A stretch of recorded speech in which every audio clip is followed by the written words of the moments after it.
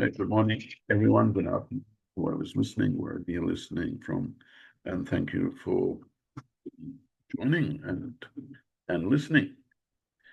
The parsha which we're going to investigate, and the incident that we're going to investigate is the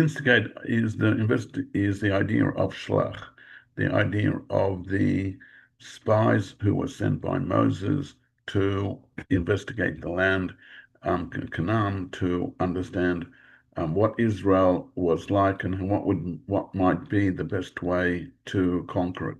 The verse starts off by saying, "Shlach lecha anoshim."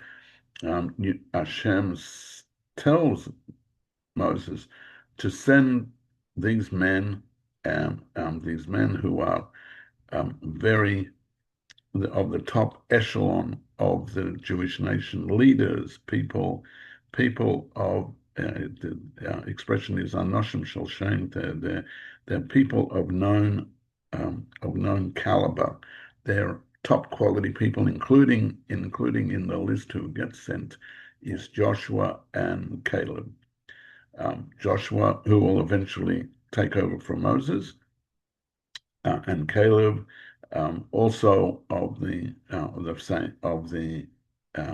immediate family, right? People of caliber, and in that episode, some very interesting events happen. Eventually, they come back with a report about Israel, and it's considered an evil report, meaning evil from the point of view that eventually, as we understand the story unfolding, they were sent on an assignment to spy out the land and to understand in what would be the correct way to conquer it.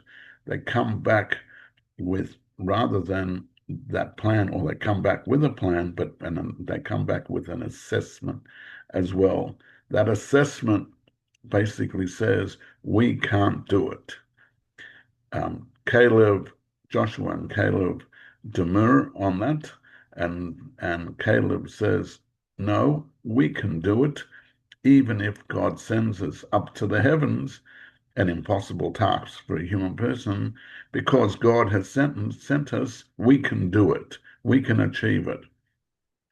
The other spies demur and say and say no. In that process, while Caleb is saying his opinion, he quietens down the crowd.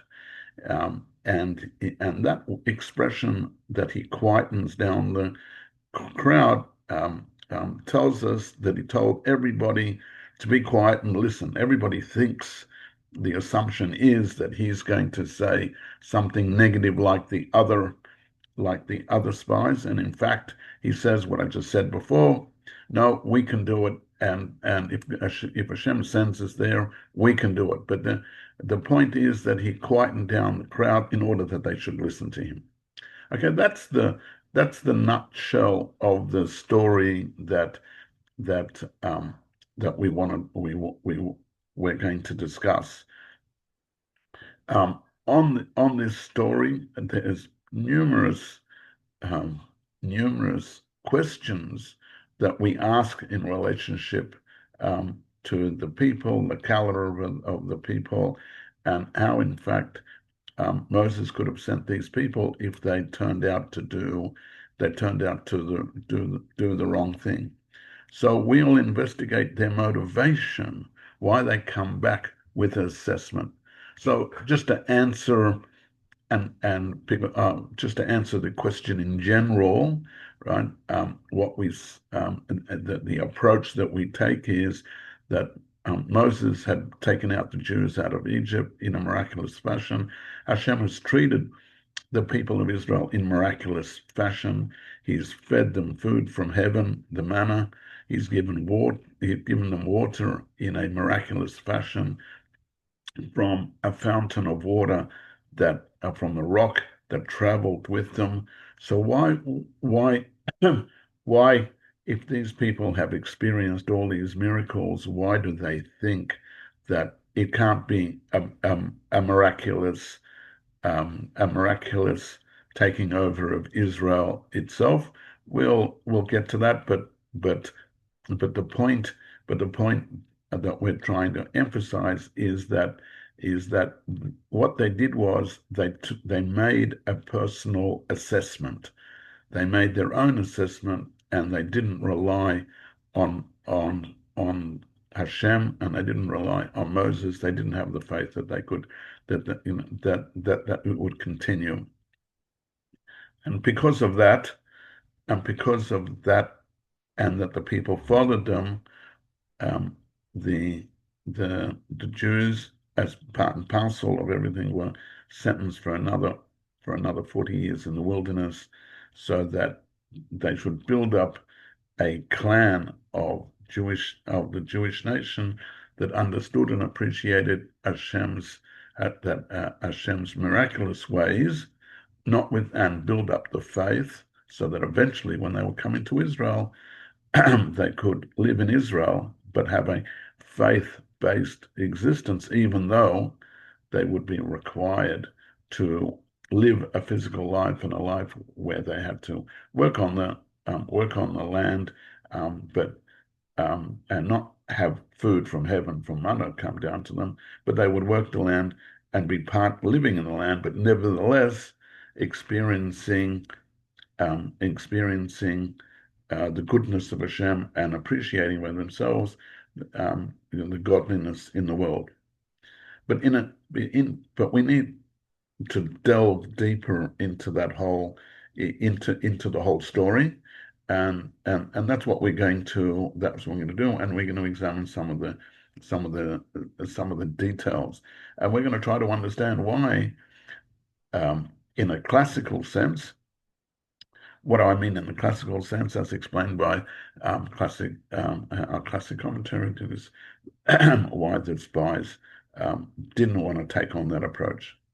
Okay, so within um, um, within the general scope of Judaism, and in the general understanding, we talk about that the spies spoke bad or evil talk, and as a punishment for evil talk, in the Jewish religion, we call it lashon hara, speaking evil, and as a response to that speaking evil, um, they were punished with evil themselves. In a deeper understanding, the first Lubavitcher Rebbe, the Alter Rebbe, in his magnus opus, Likutei Torah, in his works, he gives a mystical explanation. Now, that mystical explanation revolves around an idea of the differential between um, um, what what happens in the world and how the world was created, and that what does a person live on. Now, the expression is that we have a verse which says that concerning bread, that a person doesn't live on bread alone. What does this expression mean? Right? It's not just bread that man lives off. Ki al kol davar meitzi pi Hashem, that everything which comes from the mouths, or from the expression that Hashem produces in the world, yichya odam, a man lives off. Now, that expression, in a mystical sense, means that it is not the physical bread that man lives off, but it's embedded in the physical bread that man lives off.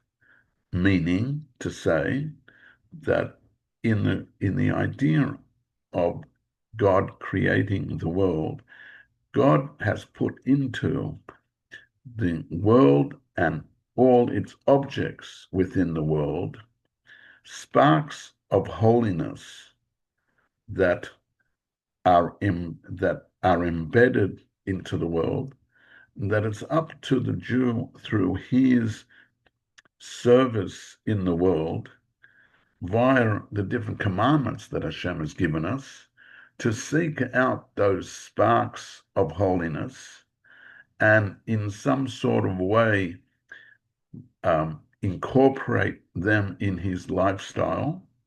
The method of his incorporation in his lifestyle is through the commandments that Hashem has said, and all the different sorts of commandments that a person has got, through the mitzvah of, as an example, the mitzvah of putting on tefillin and praying to Hashem, learning the Torah, having a mezuzah on the door, etc., etc. By doing some sort of commandment that as Hashem has told him to, a human being engages with the physical world, engages with the hidden spiritual sparks that are within that world, and absorbs them and absorbs them into himself and elevates the world and making it a better place and more a spiritual place. So that I just said is is the a general gist of the explanation of this verse. But we're going to delve it into a little bit more detail. But the expression is that not just by bread alone. That is, it's not just by the thing which is embedded in the physicality in the bread, but it's everything it's everything which God's mouth has created. Now, in the understanding of the creation of the world, in the episode in Bereshis, in the first lines of the Torah, in the creation narrative, we talk about that God created the world in 6 days, and He created the world by speaking commandments. For instance, like let the earth bring out from its world sprout vegetation.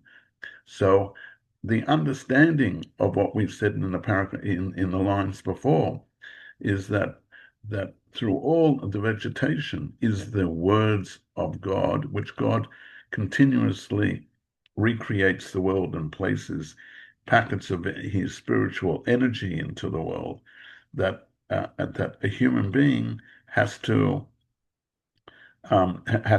extract that from his from that world, from this physical world, and engage with that and join that up into his life's existence, and the person has to understand that a person's movement around the world is in order to find those sparks of holiness via the methodology which Hashem has told us to do it, which is via methodologies described in the Torah, being basic mitzvahs, and engage in the world with that.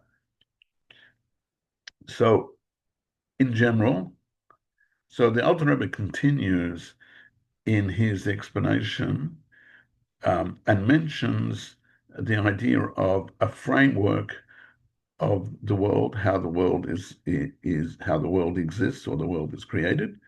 And he discusses that there's a framework of the world, and that framework of creation can be divided into four groups: the group of Daimon, Tzumeach, Chaim, and Daber, the group of objects within the universe, which are inanimate objects, things which we call an inanimate object. And let's just say, as a typical example, we're talking about a rock, earth. We're talking about a mountain. These are objects which to us don't appear that they have characteristics of life, a characteristic of life is movement, for instance. So some sort of pulsating energies which are within the object, right? And a stone doesn't appear to have any of that object, dirt, ground, um, bricks, whatever they might be. Then there's another class of creation that's called sameach, vegetation. Now, within vegetation, in the class of vegetation, we're not keeping it to just vegetables. We mean anything that grows, and anything that grows, something that shows a measure of growth, that it has some sort of movement. Vegetation, you plant it into the ground, it grows, it takes nutrition from the ground and from the water and from earth and whatever it might be, and it grows. It starts from a seed, it grows. It might be a stalk of wheat, it might be a tree, um, but it's something which exhibits growth, some level of growth, but growth limited. A limited growth because a tree or a stalk it doesn't move around. It stays in one place, but it grows from a seed, and once it's growing, it becomes an entity. Then we have a next class of existence, which is called in philosophy, in the mystic philosophy, it's called Chai, the animal kingdom. The animal kingdom, uh, we see the animal kingdom we see moves. It moves about from place to place. The lion, the cat, the orangutan, they don't stand in one place. They move about, right? They exhibit characteristics of growth. They start as a baby. They grow through middle age. They go to adulthood. It exhibits the idea of growth. So but it's not necessarily the level of free thinking or independent thinking object, and of course there are some sort of exceptions of what we think. We think that the we think that the cats and dogs have some sorts of levels of intelligence, but we're not talking about free thinking, independent, creative thinking.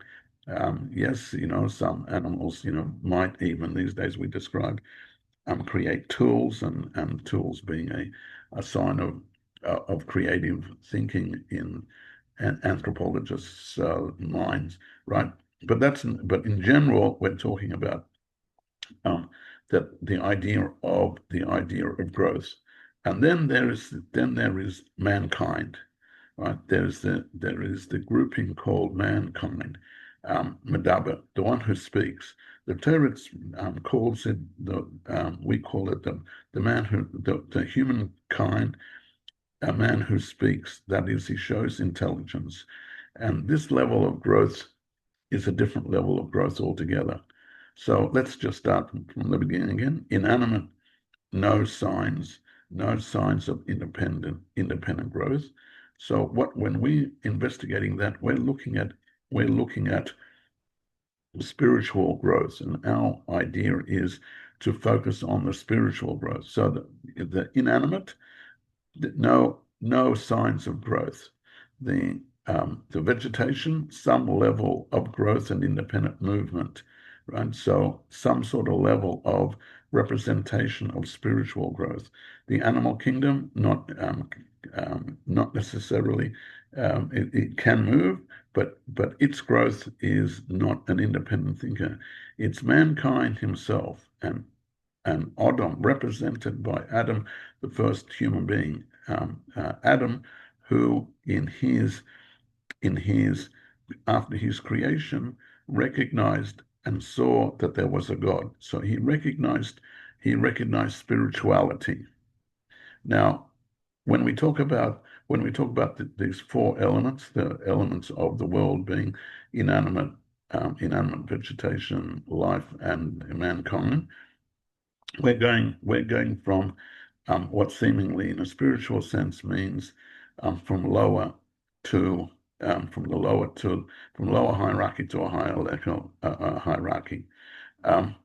However, the Lubavitcher Rebbe says, notwithstanding that from our vision, it looks like that one is lower. There's a hierarchical one lower to the other. There is a definitive advantage in what we think is the lower level of hierarchy in relationship to the higher ones. And what's that? There is a dependency. The thing which we just called something on a lower hierarchy gives sustenance to something above it. As an example, the vegetable kingdom needs to absorb resources from the inanimate world. The vegetation, the vegetable kingdom, absorbs nutrients from the ground. So the ground is giving life to the vegetable kingdom. The animal kingdom has a dependency on the vegetable kingdom. It gives life to the vegetable kingdom, and so also mankind takes energies from the levels which below it. So therefore, we see that from one point of view, from this point of view of who's providing the energy to whom, we see that hierarchy, which we said, if we had a look at from a spiritual point of view, the idea of growth, each level below it has each level above it has a dependency on the level below it. That is to say, and if we say that in other words, we say that that level below it has some sort of energy giving capability to a level above it. So therefore, if that's the case, then therefore there must be something higher or something more spiritually higher about that lower level that exists, that the higher level needs to take sustenance from it.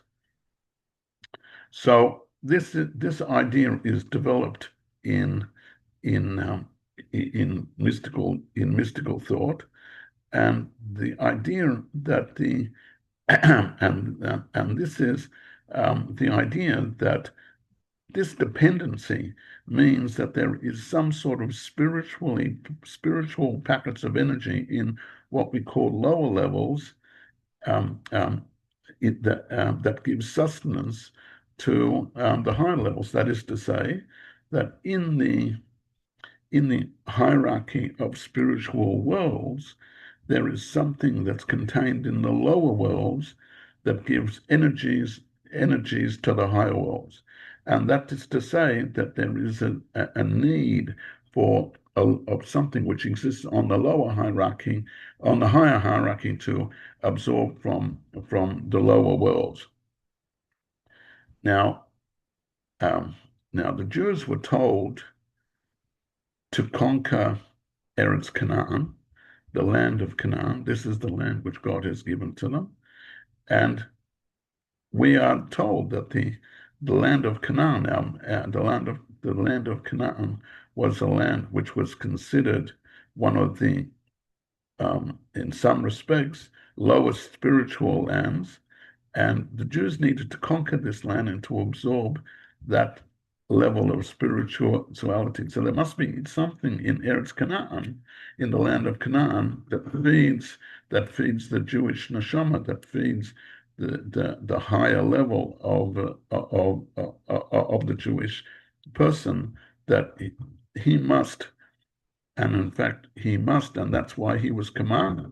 That's why Moses was commanded to conquer over the land itself.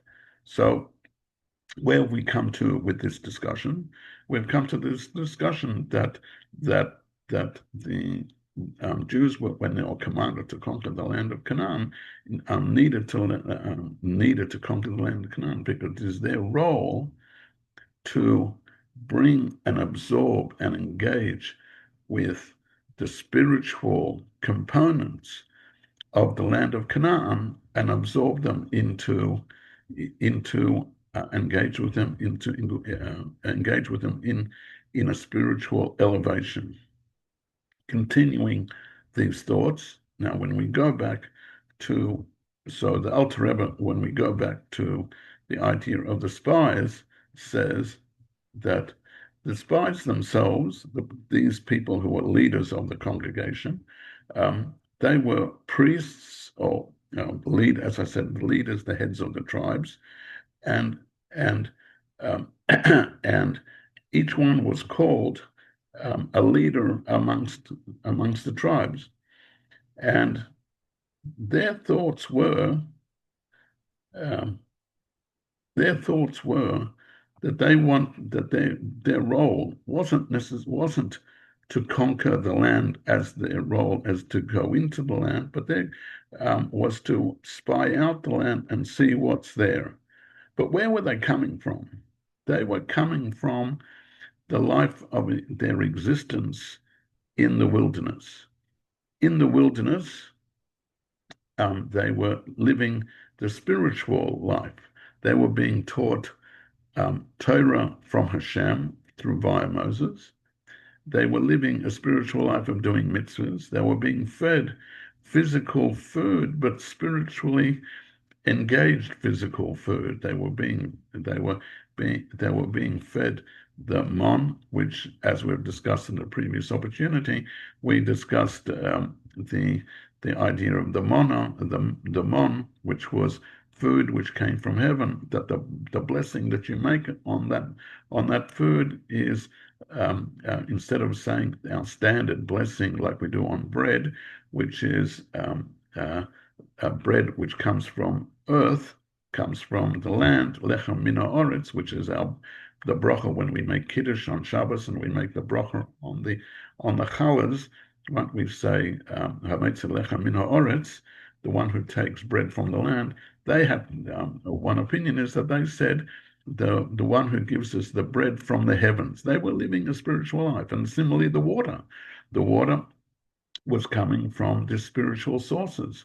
So as the teaching goes, of the original teaching of the Alter Rebbe goes, right, that they had decided, or they had made the estimation they had made an estimation of a different idea. They had made the estimation saying, it's too hard. And as I said, their problem was that they came back in an assessment and said, we can't conquer it. What they were conquering the land, what they were really saying is that we can't live that existence that's devoid of the open, miraculous nature of the world. We can't live that sort of life that'll be devoid of the bread from heavens and the water which comes from a spiritually engaged place. We can only live that sort of life. We can't live the life that when you go to the land of Canaan, and the land of Canaan, you have to work the land in order to find that spirituality. True that man needs to eat vegetables and food from the animal kingdom and from the vegetable kingdom or from the earth, right? And it's too difficult to find that spiritual sustenance which comes from that. We want to live in a land in this place of miraculous nature, and it says that even though Canaan was the place which the land of Israel is the place where Hashem has his eyes on it from the beginning of the year to the end of the year, and the ideal was that Hashem wants Yisrael that he should he should that the country of Israel and the people of Israel should live with God and um, with in that physical existence. Their complaint was that the people are too strong. The people who live in this land, they're too strong, and we can't conquer them. Meaning that the nature of the land and the nature of the forces that are in the hierarchical kingdom of the animal kingdom, vegetable kingdom, and the land kingdom are, hide spirituality, so much so that we'd rather be in the wilderness and see godliness more obviously, because they said the land is too strong. At their report when they come back, when the spies come back, they say that the land is so strong that it eats its inhabitants. That's the expression that the spies give back as their report. So in Parsha Shlach in verse number 32, they say that the land eats their inhabitants, meaning to say that the if we were to service the land and live in the land and live the agricultural lifestyle, it would be too difficult for us to be able to engage with the spirituality that exists. We'd rather be in the midbar. We'd rather be in the in the desert and have us or have us fed, right, from obvious spiritual sources, from the manna and from the water from the well. And we would like as the Medrash teaches us, we'd like our clothes dry clean via the clouds of glory, and that all our needs just grow with us as we grow from levels of smallness to spirituality. Everything's taken care of by the clouds of glory, by spiritual by the spiritual forces, and we don't need to work hard to find godliness in our world. The godliness is very apparent, very apparent. I don't need to absorb spirituality by engagement in this physical world because it's all there. And that is to say, I want to live a life, or we want to live the life which goes from the direction of from up to down. We want to go from our exalted position of living a spiritual life. We want to be able to see the three kingdoms below us as parts of a spiritual hierarchy. We don't want to have to live off the ground, the earth, the vegetation, and the animal kingdom in order for us to engage with spirituality. So that was their complaint, and that was their assessment, which they had made. So what was so that's how we understand the statements of the Meraglim, that they were part of, just to branch out and just to give you a little taste of Kabbalah, a Kabbalic insight. In the Zohar, it says that because the Jews in the wilderness were people of the wilderness, in Hebrew the word for wilderness is midbar. It shares the same root of the word in Hebrew of daber. Daber means to speak. Midbar, it's spelled essentially the same way. It's got the same essential core letters in it, right? So the midbar, the world of the wilderness, is the world of dibur, of speaking. But what were so that is to say, what words did they speak? They spoke the words of Torah. They lived they lived in the world of Midbar, where there isn't physicality. But what were they trying to achieve? they were trying to achieve, that they weren't in the world of Misa. Misa means action. They didn't want to be action-based by working the land. So it was inherently that the Zohar, the Kabbalah says that these were people, not a people of action, but people of the word, people of the higher realm of the people of the word. So what was the solution to that? So that's what we say, and I'd say, as I said in the introduction, Caleb and Yeshua come and say, and demur and say, not so.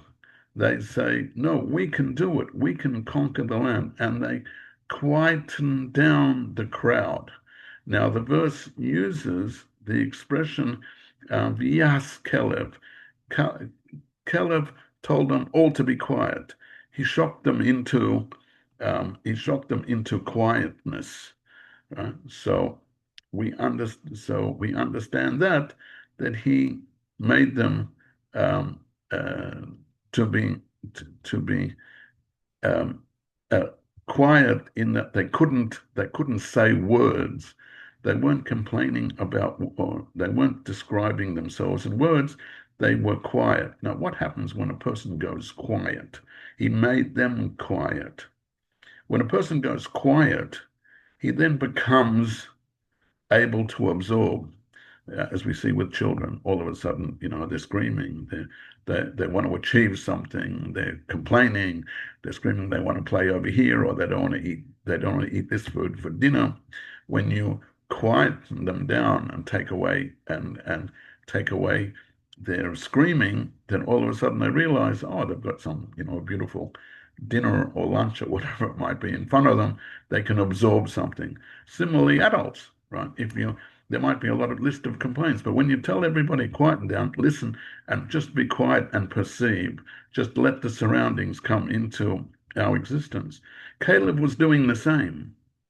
Caleb was quietening down the people and asking them to be in a state of what in Hebrew we call bittul, to go into a state of nullification, nullify your own personal complaints, and just absorb the spiritual surroundings. So he was saying, and then Caleb says to the crowd, go into a state of bittul, go into a state of nullification, go into a state where you can absorb the idea that whatever Hashem tells us, we'll be able to achieve.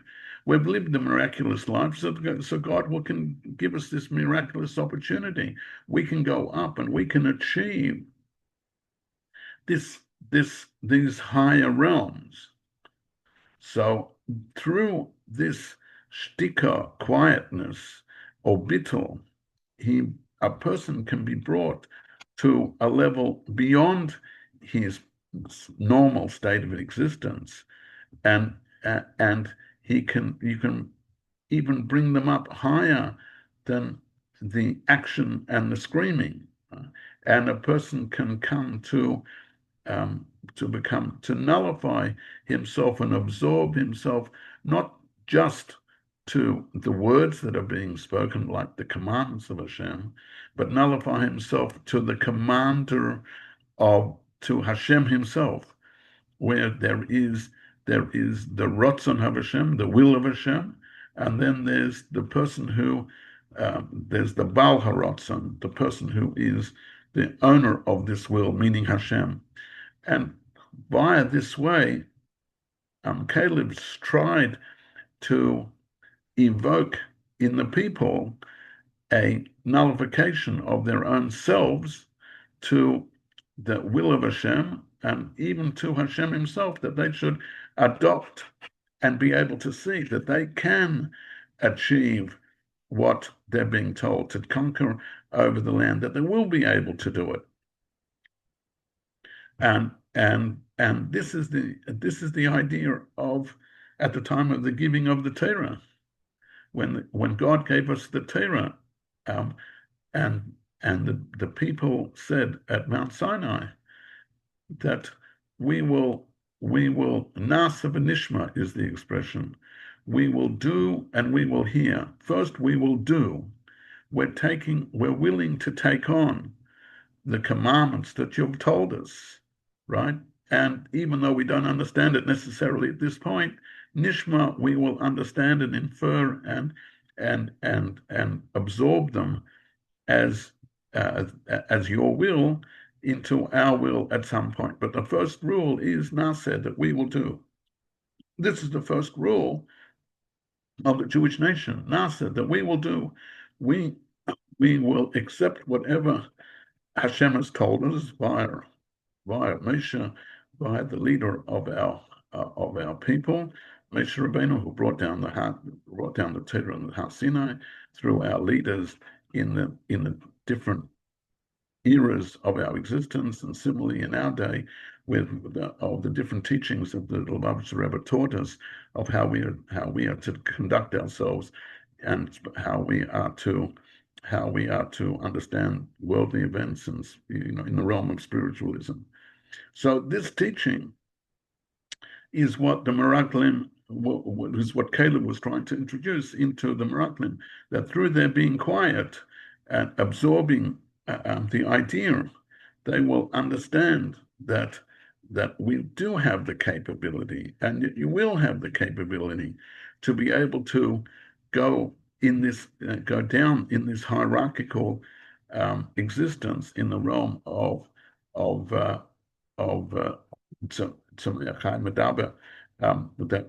we'll be able to conquer over the realm of the inanimate, the animate, the vegetal, and the animal kingdom, and human and mankind, that we can bring about by absorbing these higher spiritual sparks which are embedded in the realms of creation, and absorb them into mankind, into the humankind, and be able to bring about that, even though there is a expression of from bottom up of spiritualism and different kingdoms, the higher kingdoms have dependency on the lower kingdoms and groups, and they all can be integrated and elevated for the elevation of the world, and for its ultimate geula. So now that's what Caleb wanted to achieve, and that's what he meant when he said that if Hashem wants, he will be able to conquer it. So he first tried to quieten down the crowd, which he did, and tried to get them to absorb, and then told them, we can go up. We can go up and conquer the land. What he was telling the people were that you think that you can live the spiritual existence in the midbar, in the wilderness, and stay at your spiritual level, right? But he was saying, but that's not sufficient, because we need to go beyond that. We need to go to a spiritual level which is beyond the existence in the midbar.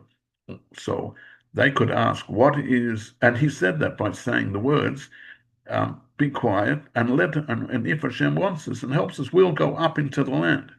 What does that mean? What he was saying is, you're locked in to the paradigm of the four elements, of the four ideas in the world, saying that human existence is the highest level. You're locked into that. But if we go into the land of Israel, we'll go up even further.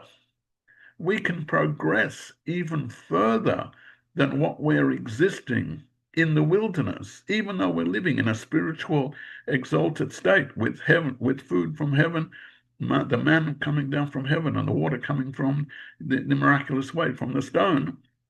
But we can actually go even further if we go up to Israel. Now, what does it mean going further? We can actually live a physical existence, and we can live and be there. And even though the other leaders of the tribes said that it's a land that consumes the people, But we say that Hashem looks at this land from the beginning of the end, from the beginning of the year to the end of the year, and we all can live. And Caleb is trying to say we can go up and live even a higher level of existence. We can go something that we still live in the physical land and absorb the nutrients from the other realms and elevate them for the high spiritual purposes.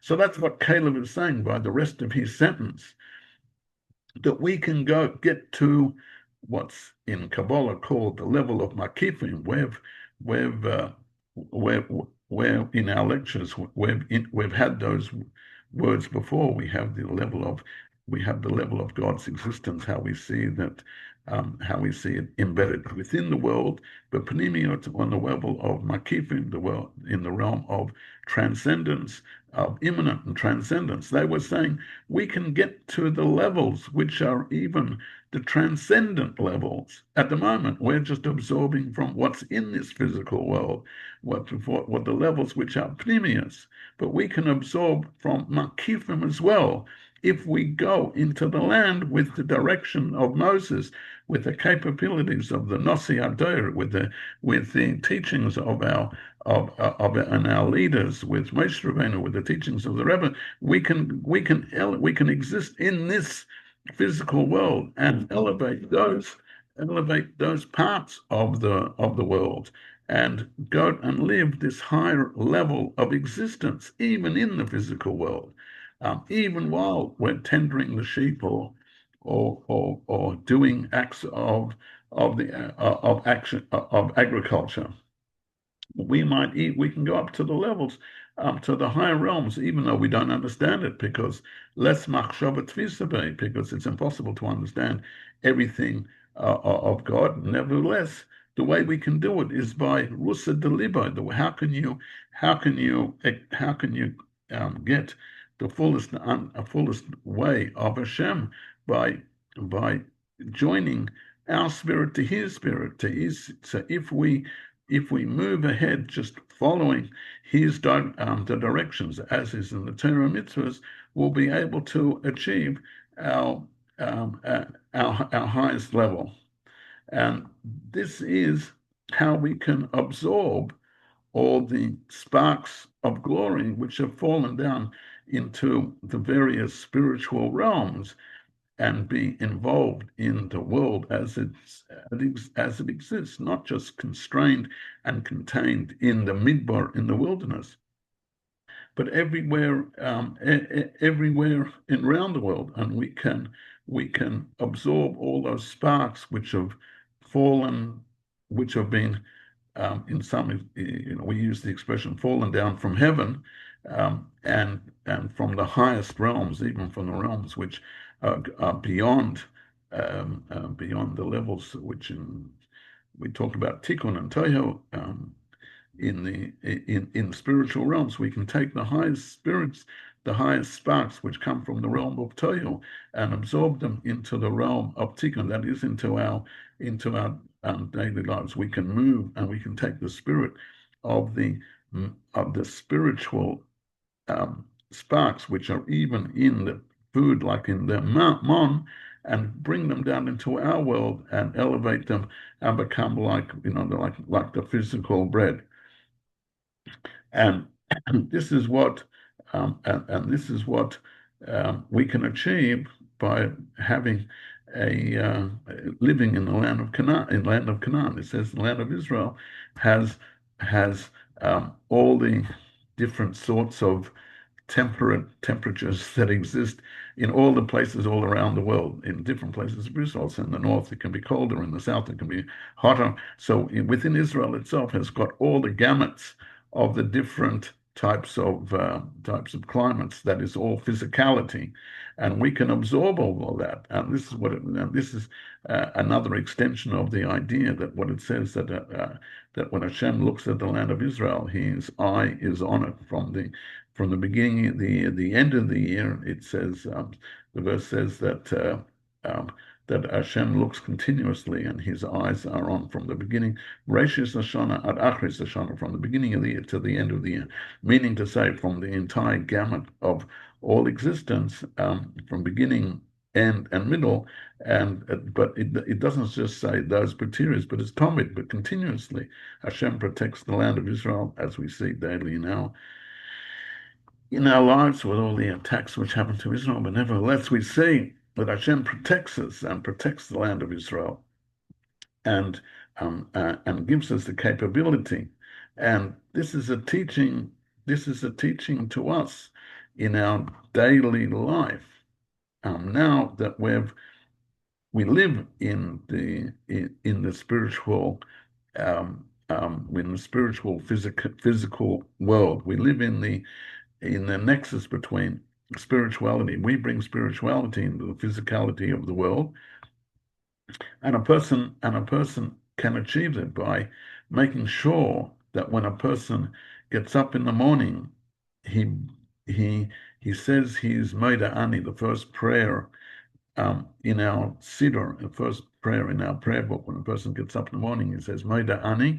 That Moda Ani prayer, first thing, says a declaration that I declare that I accept Hashem to be my God. The Moda Ani prayer means that whoever I am, whatever stage I am in, this personal prayer, I accept Hashem to be my Lord. This is the basis of my existence. And even though we go through the prayer book and the different prayers of the day till we come to the Shemona Esrei, the Amidah prayer, where we ask for our own needs, we elevate ourselves. How do we achieve this level of elevations? By doing a kelev on ourselves. We quieten down ourselves and we stop thinking of all the different thoughts that we have in our mind, and all about how impossible or how possible different things are. And we quieten down and we let ourself absorb into ourselves the beauty of the world through our prayers, and we bring God into our world, and it gives us the strength to be able to conquer over all the activities which happen in the physical world. After our prayers, we go out into the regular world and do whatever we do. We seek a pranasa. We go to our work or involvement in aspects of our physical life.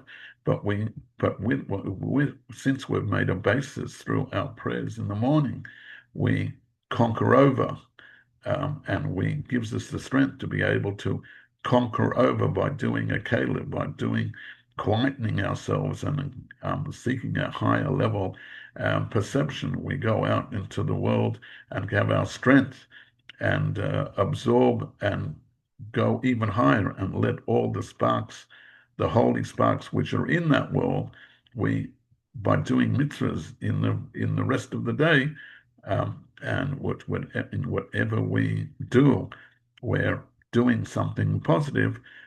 We're elevating those sparks which are embedded in the four levels of origin, which have got some spirituality in it, and we elevate them up to a higher level. That way we bring the sparks which are embedded in the earth or vegetation or in animal life, and we elevate them and we can make them part of the human life, the life of the Chai, the one who speaks, the one who lives, the life of the Medaber, and elevates them for the purposes of Hashem.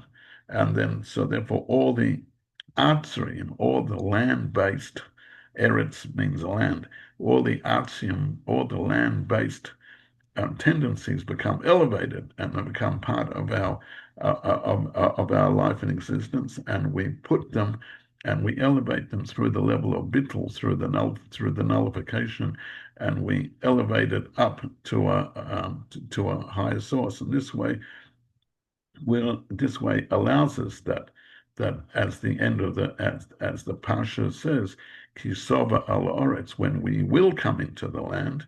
And the idea is that the Hashem gives us a promise that gave the people of the wilderness and told them that their children will inherit the land. Ki savav it's when you will eventually do become part of Israel and you will live in Israel, then you will be able to see the existence of ungodliness, and this is a promise for all the generations that there will come a time when all the Jews will come together in Israel, and we will see through our good activities, through our righteous activities, by giving tzedakah, by helping, and by giving charity, by helping other people, and by making ourselves into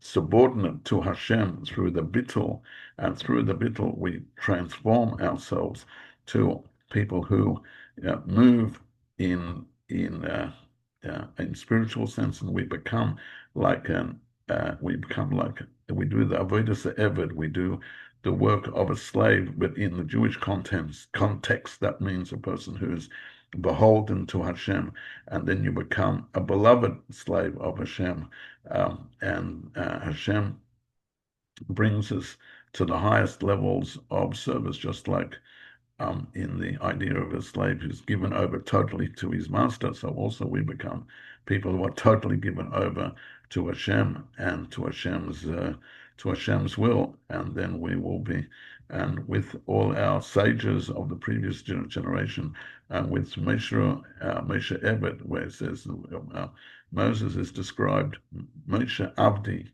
Moses is described, Moses my servant. The servant is a positive expression. The person who servant does everything his master's will. So also Moses did everything of his will of Hashem. So also we, all the Jewish people, we have become the generation of Hashem's servants, and then we will merit to see godliness in our days with the coming of the righteous Mashiach.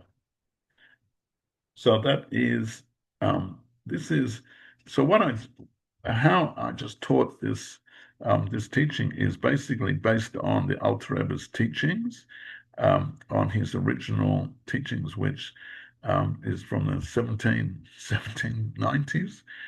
The Alter Rebbe first gives this teaching on the slaves, enhanced by something that the Rebbe taught us in 1980, and I hope you enjoyed the class. So we all, and until next time we meet, I wish everybody a beautiful day.